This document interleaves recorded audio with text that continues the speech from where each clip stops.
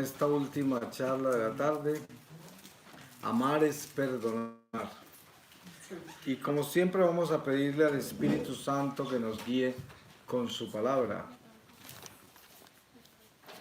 Les voy a leer a ustedes del libro Las Lamentaciones, en el capítulo 3, desde el versículo 1, tercera lamentación.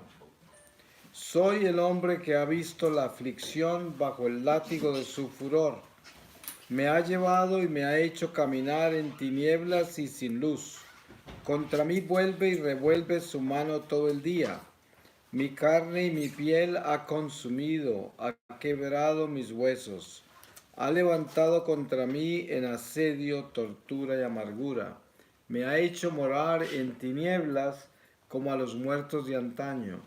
Me ha tapiado, no puedo salir, me ha echado pesadas cadenas. Aunque grito y pido auxilio, él sofoca mi plegaria. Ha cercado mi camino con sillares, ha torcido mis senderos. Me ha acechado como un oso, como un león escondido. Ha intrincado mi camino para desgarrarme, me ha dejado destrozado. Ha tensado su arco y me ha hecho blanco de sus flechas. Ha clavado en mis lomos las flechas de su aljaba. Soy la burla de todo mi pueblo, su copla todo el día. Me ha colmado de amargura, me ha abrevado con ajenjo. Ha quebrado mis dientes con guijarros, me ha revolcado en la ceniza. Me encuentro lejos de la paz, he olvidado la dicha. Me digo, ha fenecido mi vigor y la esperanza que me venía de Yahvé. Recuerda mi miseria y vida errante, todo es ajenjo y amargura. Lo recuerda y se hunde mi espíritu dentro de mí. Pero algo traigo a la memoria, algo que me hace esperar, que el amor de Yahvé no ha acabado, que no se ha agotado su ternura, mañana se renuevan, grande es tu fidelidad. Palabra de Dios. Yo pienso que la palabra amor, sabemos que es una palabra muy maltratada en esta civilización que vivimos. Cuando yo era adolescente, en los años 60, tuvimos todo ese movimiento de los hippies que se inicia en California protestando contra la guerra de Vietnam, y de ahí se desprende toda una cultura del amor, que era más que todo la liberación de los sexos, la pérdida de todos los valores, la pérdida de todo el respeto a las tradiciones sagradas y la llegada triunfal del sincretismo, porque de ahí se abren las puertas para una invasión de gurús del Oriente hacia el cristianismo de Occidente, y se crean muchos fenómenos humanos que empiezan a atentar contra todos los fundamentos de esta sociedad. Lo que hemos visto después de eso es una demolición total a los valores. Y ha sido como si fuese un tsunami, como un tsunami del que no se ha recuperado la humanidad. Y no parece que nos vamos a recuperar. Entre más lo miramos con cuidado, más nos damos cuenta que solo Dios puede detener esto. Ya el hombre no puede, porque el hombre se cayó tan bajo que cómo se puede levantar de ahí, si ya hay varias generaciones que han caminado por ahí con ese derrumbe y han crecido en ese mundo sin valores. Entonces la palabra amor fue prostituida durante esa cultura y continuó en esa prostitución. Por esa razón se acabó con el matrimonio, porque nació el divorcio, apareció ese liberalismo de los sexos, donde de ahí brota toda la depravación que hay hoy, donde se justifican todos este tipo de abominaciones como el homosexualismo, lesbianismo, todas las ideologías de género y todo lo que sale de allí, todas las ramas. Todos los días hay ramas nuevas que salen de ese árbol podrido. Ahora, entendamos que cuando estamos hablando así no estamos demonizando las criaturas, porque Todos esos homosexuales, lesbianas, toda esta gente confundida en toda clase de géneros, son criaturas que Dios creó, son seres humanos. Y nosotros les debemos la caridad, la compasión, como hijos de Dios que son. Pero estamos hablando del pecado, denunciando el pecado que es el homosexualismo, que es el lesbianismo, que es todos los sismos donde está el pecado. Eso es lo que denunciamos, no a la criatura, al pecador. Hay que distinguir entre los dos. Y por eso la palabra amor fue prostituida en una forma terrible y se separó el amor humano del amor divino y se le dio prioridad al amor humano. Y el amor humano es un amor carnal, un amor terrenal, un amor que no trasciende hacia Dios. Y se izó la bandera del amor humano, prácticamente como si hubiésemos perdido en un hemisferio totalmente cristiano, se perdió la bandera de la cruz. Y encontramos hoy propagado un ateísmo inmenso que sucumbe dentro de este marxismo que se ha hecho hoy cultura. Porque cuando miramos el marxismo de Latinoamérica solo lo podemos llamar neomarxismo, porque está utilizado por organizaciones criminales. Esta guerrilla de Latinoamérica, este aparente comunismo no son más que dictadores, ladrones, criminales, asesinos. No tienen absolutamente nada que ver con ninguna ideología, pero se visten de marxismo. Así es el amor. El amor humano se viste de amor divino. Y por eso se justifica el amor que hay en una pareja homosexual, el amor que una pareja homosexual tiene a los hijos que adoptan. Hace poco vimos la tragedia de dos lesbianas que habían adoptado 6 hijos y se suicidaron con los 6 hijos. ¿Sí? Y este es el tipo de fenómenos que hay todo el tiempo de parejas de homosexuales que son sorprendidos molestando sexualmente a sus hijos adoptados. Pero eso sí no lo publican abiertamente porque como es toda una agenda que tienen, que es la agenda de la muerte, pues no se hace tan popular como los movimientos que tienen para poder adoptar. Pero no hay ninguna difusión del daño que le han hecho a los niños que han adoptado. Es increíble cómo estamos. Y todo eso es la demolición que comienza con los hippies en los años 60. Aquí estamos viviendo las consecuencias de todo ese desorden, esa cultura de la muerte que se propaga desde entonces. Y que la palabra amor era la bandera, el amor, la paz. Se hablaba mucho de la paz. Pero esa paz y ese amor son falsos, porque no puede haber paz sin Dios. No puede haber paz sin el amor de Dios. No puede haber perdón sin el amor de Dios. De lo que vamos a hablar es del amor que perdona, el amor y el perdón.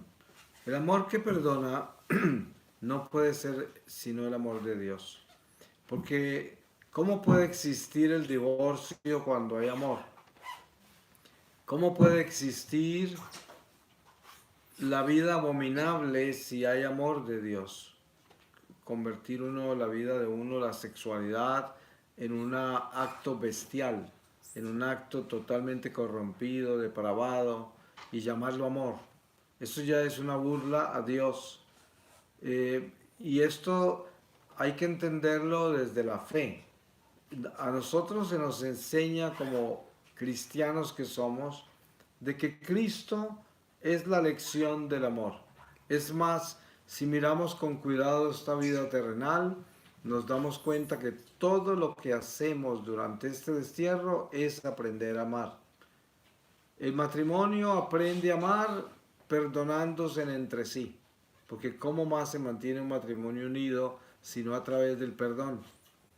De la única forma que una pareja puede mantenerse unida es perdonándose permanentemente, perseverando en el perdón. ¿Cómo se mantiene la amistad entre padres y hijos? Perseverando en el perdón. De lo contrario, ¿cómo mantienen la amistad? ¿Cómo se mantienen las amistades? Perseverando en el perdón. Las comunidades, todo lo que es humano, las relaciones humanas deben perseverar en el perdón para poder amarse con el amor de Dios, porque de lo contrario no subsistimos. Miren que la oración perfecta, que es la única que nos deja el Señor Jesús, que es el Padre Nuestro, tiene dentro de la oración algo importante que se le dice a Dios: perdónanos así como nosotros perdonamos a los que nos ofenden. Y en eso hay algo importante que meditar, y es que Dios es perfecto en su amor y por lo tanto quiere que nosotros le hablemos con sinceridad. Si yo le pido a Dios algo, pero le estoy diciendo: quiero que tú me des de acuerdo a lo que yo merezca, lo que yo te pido, ¿no? Y perdóname así como yo perdono. Estoy hablando con Dios con justicia, con sinceridad. Porque si es así de sincero lo que yo le digo a Dios, pues así de sincera es mi relación con Él, y así pueden hacer el verdadero amor entre mi alma y mi Creador. Y lo mismo sucede entre las criaturas humanas cuando se aman con el amor de Dios, que es atreverse a desnudar su miseria para que el otro conozca bien qué hay en ese corazón. Es la única forma en que una relación entre dos personas tiene trascendencia. De lo contrario, es una relación falsa, porque cuando el otro se guarda las cosas y hay un misterio en esa relación donde hay secretos, hay situaciones que no se comparten, ahí no hay amor. El amor es como un libro abierto, transparente, donde no hay condición. Ese es el amor. Y ese es el único amor que es capaz de perdonar. Porque para poder perdonar hay que conocer también. Si uno perdona, des en cuenta ustedes lo que sucede en el mundo en que vivimos hoy. Nosotros, para poder vivir en este mundo y no caer en las trampas que ofrece este mundo para llenarnos de desamor el corazón, tenemos que perdonar. Ustedes saben, hay tantas cosas que suceden con la política, con la economía, en esta sociedad en que vivimos, que tenemos que perdonar, porque si no nos llenaríamos de resentimiento, nos llenaríamos de odio, nos llenaríamos de venganza, porque las cosas que suceden, hay muchas que nos atormentan y que son situaciones que detestamos, porque van en contra de todos nuestros valores, principios, de nuestra moral, y no sabemos cómo manejarlo. Y terminamos odiando personas, despreciando seres humanos y considerándolos como basura casi, porque son personas que viven cosas abominables. Y en ese momento estamos faltando al amor, porque el peligro es que Satanás nos coloca una criatura humana llena de pecado para que la odiemos. Y ahí nos roba el amor. Y no podemos caer en esa trampa porque no podemos odiar al pecador. Tenemos que odiar al pecado. Entonces, cuando uno ve una persona que está representando un pecado bien espantoso y una maldad bien grande, no puede olvidarse de la criatura. Odie el pecado, pero asegúrese de no odiar al pecador. Yo he tenido situaciones muy difíciles últimamente en Colombia. Yo siempre fui extranjero desde niño, desde muy joven. Nunca viví en mi patria. Y luego de vivir este secuestro en el año 97, comencé a vincularme de nuevo con Colombia. Y últimamente he estado más vinculado todavía. Y entonces, por primera vez en mi vida, participé en elecciones el año pasado, militando para defender el país del comunismo, porque sabía que tenía que hablar y que era importante defender la familia, los niños, defender nuestra sociedad del demonio del comunismo. Y entonces me encontré con situaciones en las cuales estaba despreciando y sintiéndome horrible con algunas personas, de esos políticos, de esos comunistas, y sentía casi como odio contra ellos. Y esto fue una batalla muy grande porque no podía dejarme corromper el corazón por el solo hecho de que estaban militando en contra de un demonio que es el comunismo, todo este neomarxismo que vivimos en Latinoamérica. Y costó trabajo filtrar eso, porque uno no puede dejarse corromper. Es muy fácil corromperse con eso, porque es lo que quiere el demonio. Y entonces en ese amor no hay perdón. Y por lo tanto se convierte en el mismo amor humano que yo estoy denunciando. El amor humano de los 60 que se convierte en el amor humano de hoy. Y parece que es el amor humano hasta que Jesús regrese, porque esto no se ve que tiene reversa, no mejora, se empeora. Solo Dios puede cambiarlo. Y entonces nos encontramos con esas dificultades, que es cómo hacemos para separar el pecador del pecado cuando pasan cosas tan graves. Usted ven estos movimientos de feministas y ve cómo vienen a desacrar las iglesias. Y uno ve estas jóvenes haciendo eso y uno tiende a odiarlas porque están haciéndole daño a lo que más ama uno, como es su iglesia. Pero ahí tiene que frenar uno y acordarse que esos son pecadores que Dios quiere que se conviertan, que Dios quiere que se salven. Y nosotros somos pescadores de almas y tenemos que tener cuidado porque sí, lo que están haciendo es abominable y es satánico. Y eso no es de Dios, eso no es la defensa de ningún derecho, eso es una depravación y una abominación total lo que están haciendo. Y basta con mirarle sus rostros para saber que están endemoniados. Pero, sin embargo, hay que cuidarnos de no odiar esas criaturas. Hay que tener amor y perdonar. Eso sí, ese perdón no quiere decir que yo acepto lo que hacen. Si yo puedo evitar lo que hacen y defender la iglesia, lo hago. Lo que pasa es que nunca he estado en el momento que están haciendo eso. Siempre lo veo después de que lo hicieron y en lugares donde yo no estaba. Si a mí me tocara estar presente en una iglesia donde van a hacer eso, pues me armo con mi valor y trato de detenerlas y hacer lo que pueda para que no lo hagan. Eso lo haría, sin ninguna duda, porque yo no voy a ser un espectador viendo que destruyen una iglesia o que la desacran y yo estoy mirando. No, yo me enfrentaría físicamente de la misma forma que ellos lo hacen para defender la iglesia. Pero no porque lo haga con odio, sino porque lo hago porque es que hay que militar, hay que defender. ¿Qué tal que vengan a hacer eso con la familia? Que vengan a hacer algo con alguien, eso también hay que defenderlo. Uno no puede quedarse con las manos cruzadas. Ahora con esto no estoy incitando a la violencia, sino a la defensa. Hay una forma de defensa que no necesariamente es violencia, pero sí proteger. Proteger es importante. Y vivimos en un mundo en el que para poder tener la realidad del amor y el perdón, tenemos que tener coherencia. Es como el soldado que llaman a la guerra, tiene que irse a atacar enemigos que no le han hecho personalmente nada al soldado, pero que son una amenaza contra su patria. Y le toca ir a defender. Y en muchos casos le toca matar. Y eso es algo muy doloroso porque interiormente el soldado tiene conflictos porque está asesinando otros seres humanos que supuestamente son su enemigo. Y realmente muchas veces lo son, ¿no? Hay muchas guerras injustas en las cuales se asesina gente inocente por intereses malévolos, pero hay otras que son justificadas porque son enemigos que quieren destruir su patria o acabar con su gente y destruir todo lo que usted es y lo que representa. Pero sin embargo, el llamado de la guerra es un llamado complicado porque usted se cuestiona, pero lo más doloroso de todo es que nosotros, desde que fuimos llamados a la iglesia, fuimos llamados a la guerra.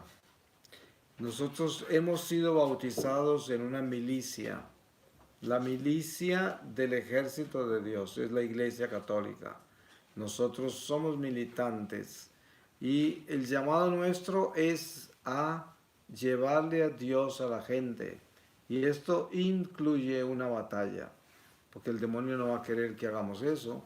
Y nos toca enfrentarnos a huestes de la oscuridad cuando testificamos nuestra fe. Y ese demonio va a tratar de detenernos porque él no quiere que hagamos eso. Y sabemos que esto envuelve una cruz. Es una batalla grande. Enfréntese usted a los parientes suyos que no están con Dios y trate de exhortarlos. ¿Qué se gana? Pues una persecución horrible, el desprecio, cosas horribles le pasan. Pero que uno tiene que hacer lo que tiene que hacer, uno no puede quedarse callado. Y hay de los perros mudos, como dice la palabra. Nosotros, esa mudez, ese silencio va a hablar contra nosotros el día en que comparezcamos ante el tribunal de Jesucristo, al final de esta vida. Nosotros tenemos que hablar, tenemos que testificar nuestra fe. ¿Cuántos padres de familia, por respeto humano, no exhortan a sus hijos? Se quedan callados.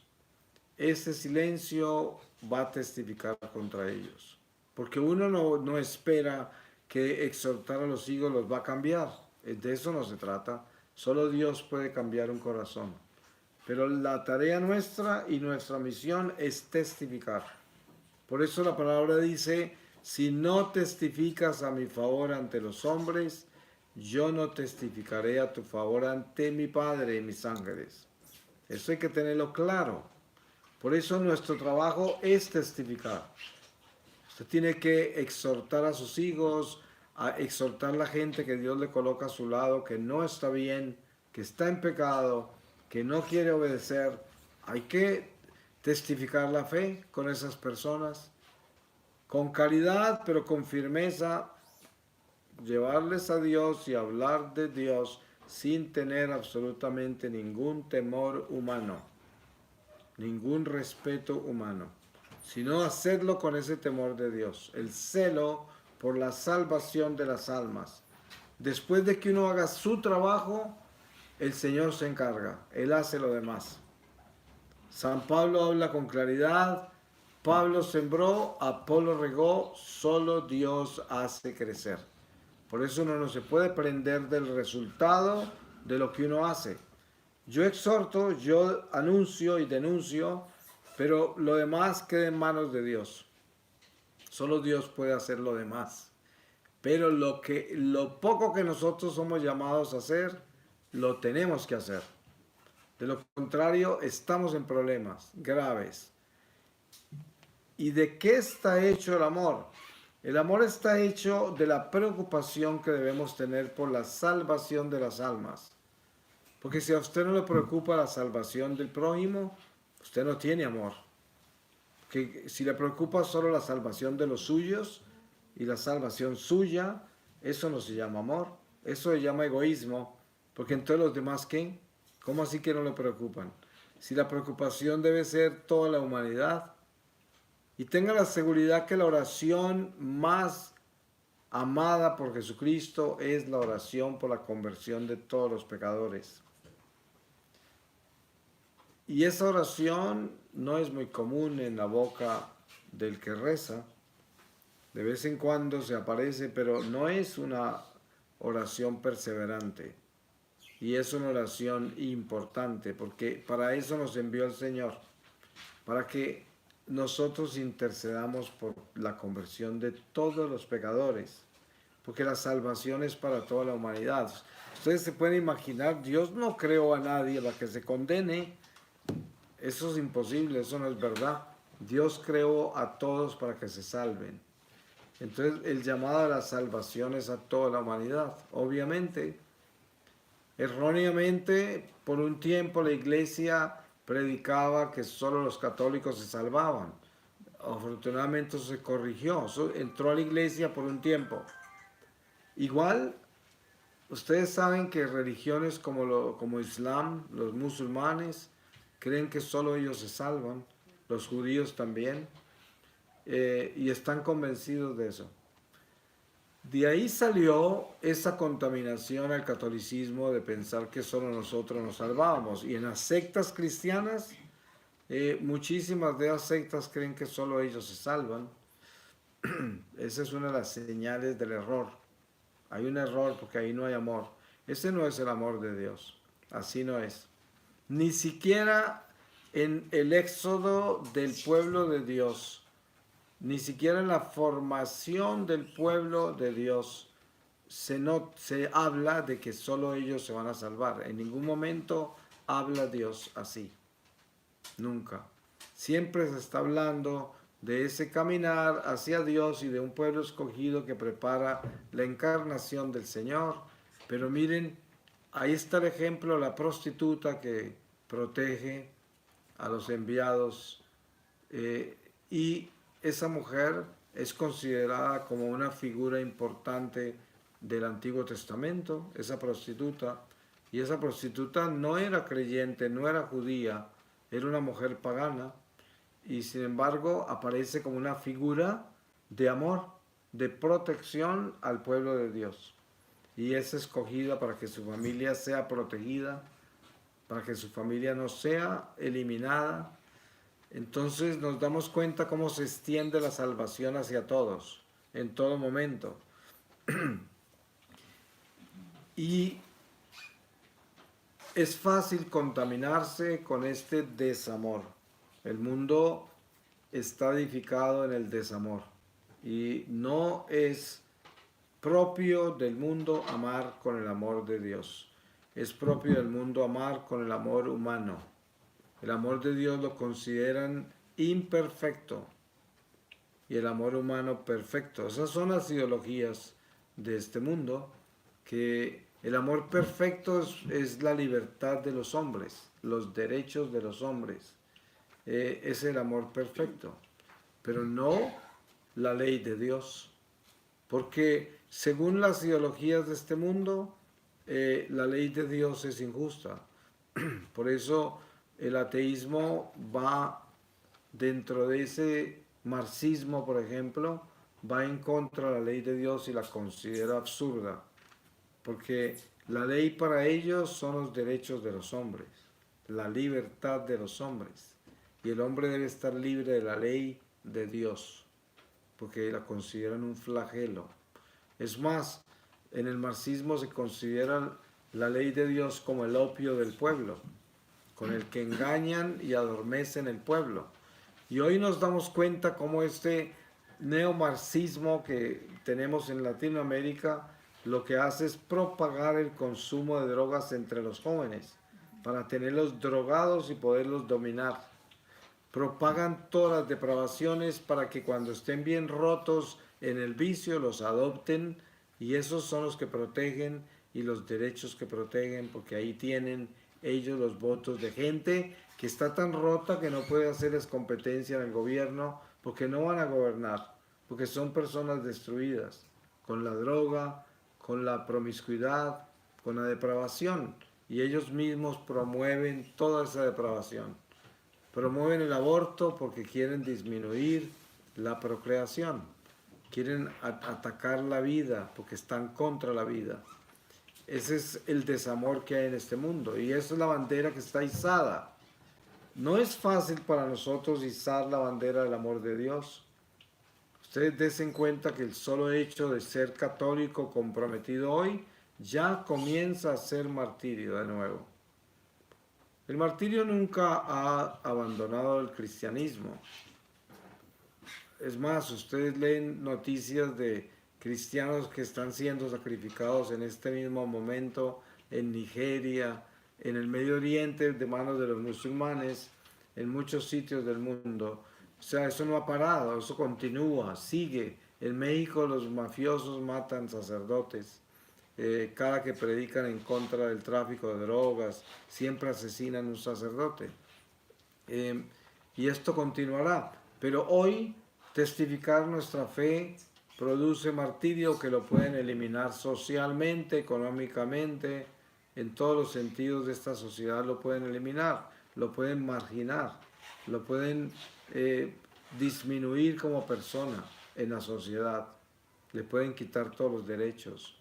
Y ese es el nivel a que estamos llegando, y cada vez va a ser peor, porque estas sociedades cada vez se convierten en círculos viciosos más graves y le están quitando la libertad a la gente, la libertad de poder profesar su fe. Es más, ustedes se dan cuenta que el daño que Satanás le ha hecho a nuestra Iglesia Católica a través del tiempo y que hoy está sacando sus trofeos con todos esos escándalos que tenemos, lo que está sucediendo es que la Iglesia se va convirtiendo como en una comunidad privada, porque es tanta la vergüenza que hay que la gente a veces le da pena entrar a la iglesia, porque está la burla de la calle que está señalándonos por todo lo que ha sucedido dentro de la iglesia. Es como una familia que cayó en desgracia. Son tiempos de prueba, tiempos muy complicados, muy difíciles. Y claro, no podemos dejarnos arrastrar por el escándalo y saber que toda esa gente que se burla de la iglesia hoy no se está burlando porque nos odia, sino por los escándalos que hemos hecho a nosotros mismos. Entonces es como que no tenemos ni derecho a quejarnos porque somos nosotros mismos los que hemos hecho el mal y los que hemos creado los escándalos. Obviamente no nosotros personalmente, pero sí nuestra familia de la iglesia, porque cada uno somos miembros de este cuerpo místico de la iglesia que es Jesucristo y nosotros somos miembros, células. No podemos dejarnos intimidar por los acontecimientos presentes. Hay cosas muy horribles que tenemos que enfrentar con el amor de Dios, perdonando primero a todas estas personas que han caído en desgracia y que hicieron todo lo que hicieron y que continúan haciéndolo y que algunos todavía no han sido sorprendidos en sus pecados y que continuarán saliendo todos estos escándalos por mucho tiempo mientras el Señor limpia la iglesia, porque esto es un problema muy viejo, de muchos años, y tiene consecuencias muy graves y raíces muy profundas. Y para eso tenemos que fortalecernos nosotros, anclando nuestra esperanza en Dios y confiando en que el Señor tiene control de todo esto y aceptando esto como una limpieza de la iglesia necesaria, que tiene que ocurrir. Y para esto se necesita mucho amor, el amor de Dios, y se necesita perdonar. Porque ¿cómo va a ser yo para tener el cariño que necesito tener por mi iglesia si tengo tanta desconfianza del clero? Con estos escándalos llega uno a misa y mira a un sacerdote y dice uno, ¿será que este es uno de ellos? ¿Será? Y en el corazón de uno están todas esas dudas ya. Yo cuando veo un sacerdote que es medio femenino digo, ay, es homosexual, ¿no? Y es muy difícil uno quitarse de encima esto, porque estamos tan mal y han pasado tantas cosas terribles que ya uno está desde el banquillo del juicio, como juez.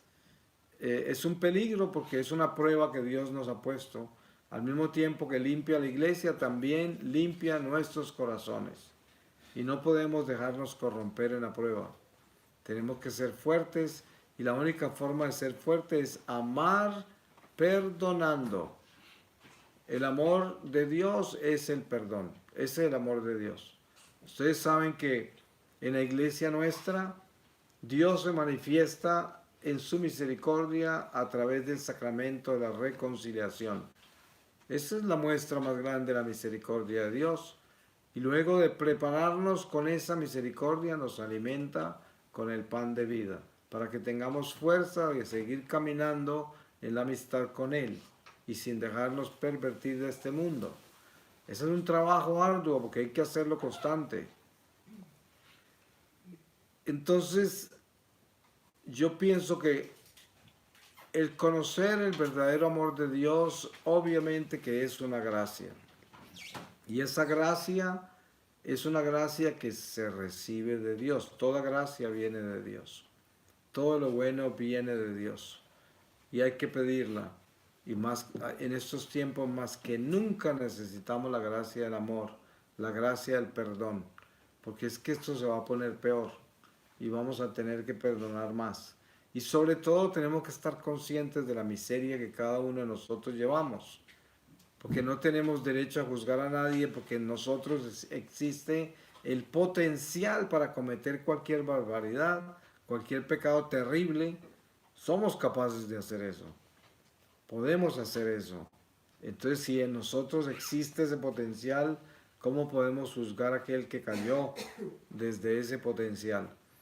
Pero sí necesitamos la coherencia en la forma en que vivimos nuestra vida en medio de estas luchas, de estas pruebas, de estas batallas, de estos sinsabores, de todas estas inclemencias, de lo que está brotando de la iglesia, que dan ganas de vomitar a veces, ¿no? Uno no puede ni creer las cosas que estamos escuchando. Y así es. Y según entiendo yo, por lo que he visto desde hace mucho tiempo, esto se va a volver peor. Uno nunca se imaginaría que las cosas se puedan volver peor, pero sí se pueden volver peor. Es como cuando uno tiene un problema muy grave, si se atreve a mirar un poquitico más alrededor, se da cuenta que hay cosas más graves. Uno nunca tiene el problema lo suficientemente grave que no exista otro más grave. Así. Es como lo que pasa con los ricos de hoy. Los ricos de hoy todos se sienten pobres porque siempre hay uno más rico que ellos. Sí, es increíble cómo se superan las riquezas y los ricos todos están ansiosos porque siempre hay uno más rico. Esta no era la realidad de antes, es una realidad presente, porque ya el demonio ha creado unos fenómenos en este mundo que son los enemigos del hombre, los poderes de este mundo. Pues voy a pedirle al Señor su palabra para que tengamos este tiempo para ir a hacer la adoración. Y les voy a leer a ustedes del Evangelio según San Mateo, capítulo 1,